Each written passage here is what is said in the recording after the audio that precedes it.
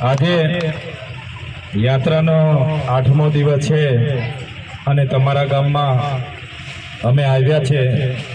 ગામના થોડા વડીલો યુવાનોનો આગ્રહ હતો કે સાંજના આવજો, સાંજના બધા મળશે।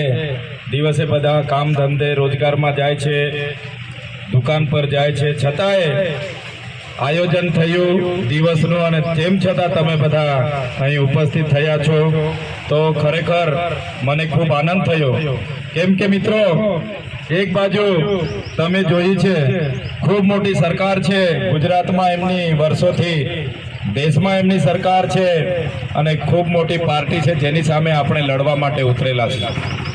માત્ર ચૈતરભાઈ વસાવા એકલા આટલી મોટી ચૂંટણી નથી લડી શકવાના, સાથ સહકાર મને મળે છે એટલે અમે આ ચૂંટણી લડવા માટે હિંમત કરી છે।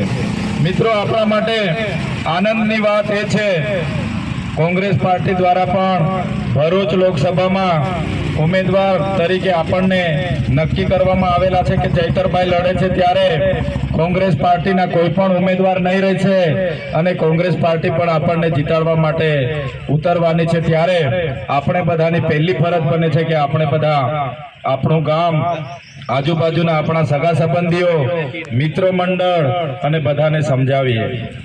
મિત્રો, આ બધી ચૂંટણીઓ ગઈ, આપણે બધા ગામના 2-5 આગેવાનો જેમ કે એમ આપણે બધા મતદાન કરતા હતા, સાચી વાત છે ને? ગામના આપણા 2-5 આગેવાનો કે આમ કરવાનું છે તો આપણે બધા 30 વર્ષ એમને આપ્યા છે। પણ આ વખતે તમારા એ આગેવાનોને પણ તમારે કહેવાનું છે કે અમારો દીકરો ઉભો છે, અમારો ભાઈ ઉભો છે, અમારો ભાઈબંધ ઉભો છે, તમે જેટલી વાર કીધું એટલી વાર અમે આપ્યું છે, પણ એક વાર આપણે બધાએ ચૈતરભાઈને આ વખતે આપવાનું છે। એમને પણ તમારે સમજાવવાના છે, એમને પણ તમારે સમજાવવાના છે। અને જેમ આગળ પેલા ગગનભાઈએ કીધું, એક મત આ ચૂંટણીમાં બહુ જ કિંમતી છે। આ ચૂંટણી ખૂબ જ મહત્વની છે કેમ કે આ લોકો પણ અમારી પાછળ પણ આદુ ખાઈને પડેલા છે કે ચૈતરભાઈ આ વિસ્તારના બાળકો માટે બોલે, આ વિસ્તારના યુવાનોને જીઆઈડીસીઓમાં નોકરી કાયમી મળે એના માટે બોલે, આપણી બહેનો માટે બોલે। જે વખતે આ વિસ્તારમાં પૂર આવ્યો હતો એ પૂર વખતે પણ આપણે સરકારને કીધું કે બધાને ખેતીવાડીની વળતર મળવું જોઈએ, ઘરનું વળતર મળવું જોઈએ, ઘર વખરીનું વળતર મળવું જોઈએ। તો આ પાણીવાળી વાત વખતે આપણે જ્યારે લોકોની વચ્ચે હતા એને ધ્યાને રાખીને આ લોકોએ ષડયંત્ર બનાવીને મને પણ જેલ કરાવી છે। મોબાઈલમાં જોયું છે ને બધાએ? હદ તો તારે થઈ કે મને જેલમાં નાખતા આ લોકો મારા ધર્મપત્ની, મારી બહેનો, એમના જમાઈ, મારા પીએ, મારી સાથે સાથે બીજા 8 જણને પણ આ લોકોએ જેલમાં નાખી દીધા અને કહેવામાં આવ્યું તમારે જેલમાં રહેવું છે કે અમારી સાથે આવીને મહેલમાં રહેવું છે, તમારા માટે અમે બધું કરવા તૈયાર છે, તમે છાનામાના બેસી જાઓ, આદિવાસીઓ માટે બોલવાનું બંધ કરો, આ નર્મદાના પૂરના જે લોકો નુકસાન થયું એના માટે બોલવાનું બંધ કરો, અમારી સાથે આવી જાઓ, બધું તમારું થઈ જશે।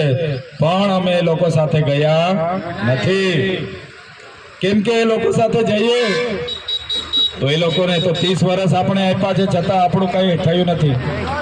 આજે આપણા માતા બહેનો આજે રોજગારી માટે દુકાનો ખોલવી પડે છે ત્યારે એ લોકોને પણ હું કહેવામાં हमको क्या आंडू पांडू गंडू झंडू समझ के रखा है, ये चैतर वसावा है कभी झुकेगा नहीं। हाँ, આ લોકો મેં એકલો પડી જામ તો મારું આપણા ગામમાં જેટલા પણ રિક્ષાવાળા મિત્રો મારા છે એમને પણ હું કેમ છું કે મારા માટે એક દિવસ રિક્ષા પણ આપજો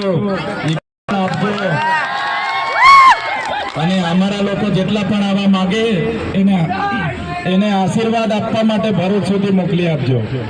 ભરૂચ સુધી બધા આવશો ને મને આશીર્વાદ આપવા, તો જે દિવસે ફોર્મ ભરો એ દિવસે બધાએ જ મને આશીર્વાદ આપવા આવવાનું છે। યુવાનોએ પણ બધાએ મને સપોર્ટ કરવા ભરૂચ આવવાનું છે।